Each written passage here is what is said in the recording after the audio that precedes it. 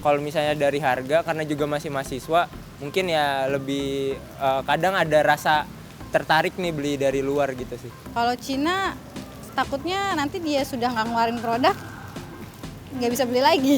Oh gitu. Kalau lokal kan masih di sini, insya Allah kan panjang gitu. Sempat ditutup, kini TikTok Shop dibuka kembali. Apakah kalian senang? Nah, bukan hanya itu nih. Namun, Goto juga memberikan saham Tokopedia sebanyak 75% kepada TikTok. Perusahaan Cina ini seolah ingin merebut pasar Indonesia. Apakah hal ini menjadi ancaman untuk perkembangan UMKM sendiri? TikTok ini berasal dari China, ya, satu negara yang kita tahu bahwa mereka punya supply berbagai macam barang, ya. Nah itu luar biasa, bahkan cenderung oversupply, itu sebabnya mereka mengekspor dan dengan harga yang sangat-sangat kompetitif. Kalau kita berbicara dampaknya terhadap UMKM, nah sangat mungkin kalau tidak diantisipasi ini memang bisa mengancam dari sisi produsen. Ini kita berbicara UMKM kan dari sisi produsen. Kalau kita berbicara konsumen, dari sisi konsumen, ini konsumen di Indonesia pasti akan diuntungkan gitu ya, karena bisa mendapatkan satu barang yang lebih murah, jauh lebih murah misalkan daripada yang diproduksi dari dalam negeri. Tempo juga mewawancarai Oliver, pemilik usaha semprong yang bernama Egg Royal. Ia menerangkan, tantangan bersaing di e-commerce salah satunya adalah persaingan biaya produksi dengan kompetitor baik dari dalam maupun luar negeri. Menurutnya, peran pemerintah sangat dibutuhkan untuk mengatur arus barang impor masuk ke Indonesia. Terlebih, maraknya e-commerce yang seharusnya bisa mendorong perkembangan UMKM menguasai pasar dalam maupun luar negeri melalui program Go Digital.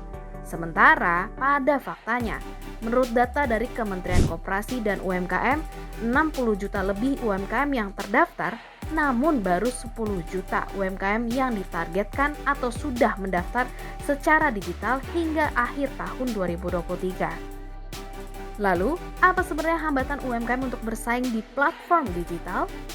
Mungkin dari segi UI UX-nya, cara orang untuk menggunakan aplikasinya itu ada yang mungkin beberapa generasi, ada yang cukup paham, ada yang cepat belajarnya, cepat beradaptasi, ada yang kayak udah diajarin masih lama gitu, masih ada mungkin yang untuk beberapa generasi gitu, jadi nggak bisa beradaptasi dengan cepat. Nah itu juga salah satu hal yang paling basic kan, itu cara mengoperasikan dari e-commerce-nya sendiri, gimana cara bikin account untuk jadi seller, gimana bisa jadi official store yang itu. Nah itu juga kayak gitu-gitu aja, hal sesimpel itu tuh juga jadi rintangan menurut saya untuk beberapa pelaku UMKM di Indonesia. Oliver juga menambahkan bahwa program-program pemerintah sejauh ini belum cukup menjangkau semua UMKM. Padahal dirinya sendiri merasa sangat terbantu dengan adanya program pemerintah yang pernah diikutinya. Salah satu paslon Capres-Cawapres nomor urut 3 misalnya, Ganjar dan Mahfud juga menyebutkan, salah satu program unggulan yang ditawarkan yaitu menciptakan lingkungan usaha dalam negeri yang lebih mudah. Salah satunya dengan memastikan alokasi kredit perbankan minimal 35% untuk koperasi, UMKM dan perusahaan rintisan, diikuti dengan pelatihan serta fasilitasi akses pasar. Lalu, kebijakan apa yang dibuat untuk akses pasar digital?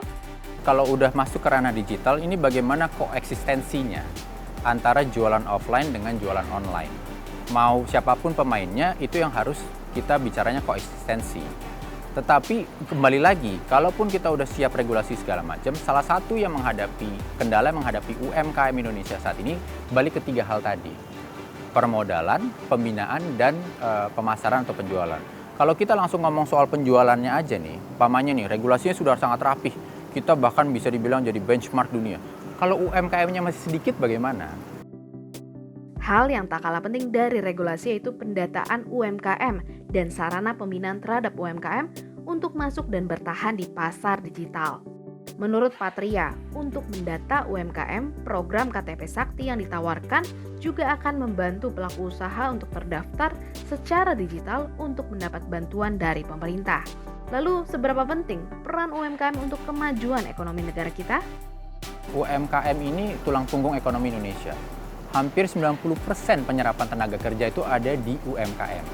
Jadi ini rumus matematika mendasar aja. Ketika makin banyak UMKM-nya, makin banyak lapangan kerja yang bisa tercipta dan bisa menyerap juga. Sesederhana itu. Nah, kembali lagi kan makanya untuk makin banyak UMKM butuh akses modal yang mudah yang terdaftar. Dan kalaupun udah dapat modal supaya nggak bangkrut, ini kan bisa aja nih.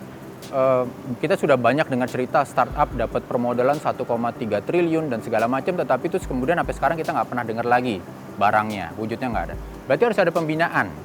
Pembinaan inilah yang kemudian sehingga nanti sampai titik penjualan, kalaupun penjualannya kita masih perlu dorong, ada off-taker-nya pemerintah. Itu komitmennya dari hulu ke hilir. Dan bagaimana cara UMKM untuk mampu bersaing di industri digital? Setelah dia terkoneksi, dia kan harus dikemas nih, harus dilatih supaya bisa dia satu. Nah, kalau pertama tadi ya, kalau saya cerita misalnya biaya produksi dari sisi hulu itu adalah membuat produknya itu lebih kompetitif kalau disandingkan sama produk yang lain, karena konsumen akan membandingkan harga. Nah, itu kan berarti harganya dia juga harus bagaimana supaya harganya jadi lebih kompetitif ya di platform digital. Yang kedua, masalah presentasi. Jadi presentasi itu kalau digital kan penting tuh presentasi itu ya. Ini menarik atau nggak menarik itu tergantung bagaimana cara fotonya, bagaimana cara mempackagingnya. Nah, itu kan ada ilmunya juga yang harus didampingi. Nah, itu setelah dia masuk ke platform digital dan setelah usahanya ada gitu ya. Nah, yang di hilirnya adalah bagaimana dia dapat akses pasarnya. Nah, bagaimana menurutmu? Apa strategi yang paling tepat untuk mendukung perkembangan UMKM lokal dalam aktivitas ekonomi digital termasuk e-commerce? Taruh pendapatmu di kolom komentar di bawah dan jangan lupa saksikan Ada Apa Hari Ini hanya di YouTube Tempo.co.